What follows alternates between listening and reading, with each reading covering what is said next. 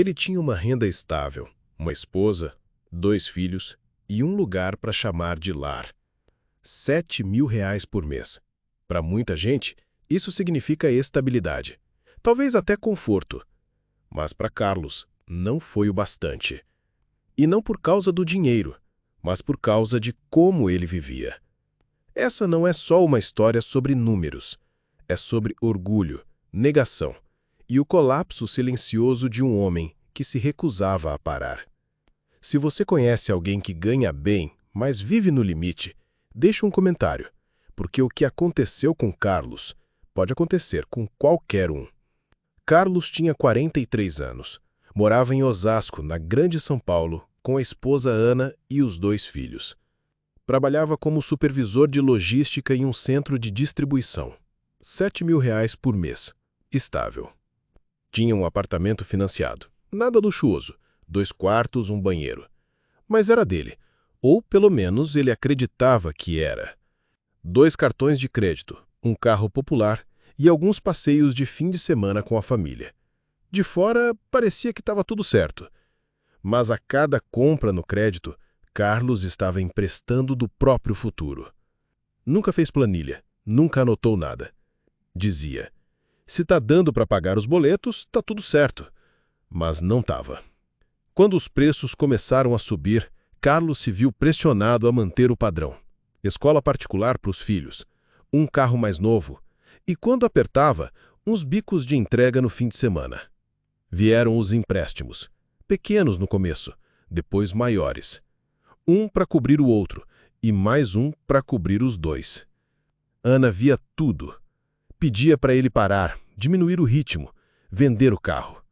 Mas Carlos não queria parecer fraco. Sorria, dizia que ia resolver e continuava. Até que um dia chegou a fatura do cartão. R$ 14.000. E ele não fazia ideia de como pagar aquilo. Você já ignorou um sinal claro só porque tinha medo de encarar a verdade? Aí veio 2020. A pandemia. Carlos foi demitido. Estamos suspendendo as operações, disse o gerente. Sem aviso, sem acerto. Carlos dizia que tinha uma reserva de emergência. Ana sabia que era mentira. As contas continuaram chegando. As dívidas explodiram.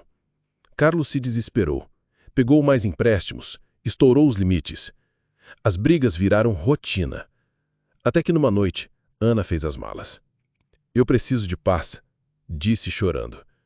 Levou os filhos com ela. Ele tentou vender o apartamento, mas devia mais do que ele valia. O banco retomou o imóvel. E assim, Carlos perdeu tudo. Foi o ano em que tudo o que eu era deixou de existir. Ele lembra dessa frase até hoje, sentado na calçada em frente ao banco. Obrigado por estar aqui ouvindo essa história. Para pessoas como Carlos, ser ouvido já é parte da cura. Sem ter onde ficar, Carlos ligou para o irmão mais velho, e foi assim que ele passou a dormir no sofá da sala. Os dias eram longos, as noites mais ainda. Ele não conseguia olhar ninguém nos olhos, nem os próprios sobrinhos. A vergonha é um peso silencioso. Você carrega nas costas, no peito, no silêncio. Parou de mexer no celular, parou de conversar. Só existia. Até que um dia, vi um bilhete colado no espelho do banheiro. O melhor ainda está por vir. Escrito pelo sobrinho de 12 anos. Naquele dia, Carlos saiu de casa sem abaixar a cabeça. E foi aí que tudo começou. Hoje Carlos trabalha como motorista de aplicativo. Mora sozinho numa kitnet alugada. Simples, limpa, paga. Anota tudo o que gasta num caderno. Sem cartão de crédito, sem dívidas, sem mentiras. Ele dá palestras em centros comunitários sobre finanças pessoais. Conta a sua história sem vergonha, mas com verdade. Não recuperou tudo, mas construiu algo mais importante. Clareza, disciplina, paz. Porque liberdade não começa com dinheiro, começa com consciência. A história do Carlos é um lembrete doloroso. Nenhum salário resiste a uma vida maior que a renda. A gente acha que precisa de mais, mas talvez a gente só precise de menos e de mais noção.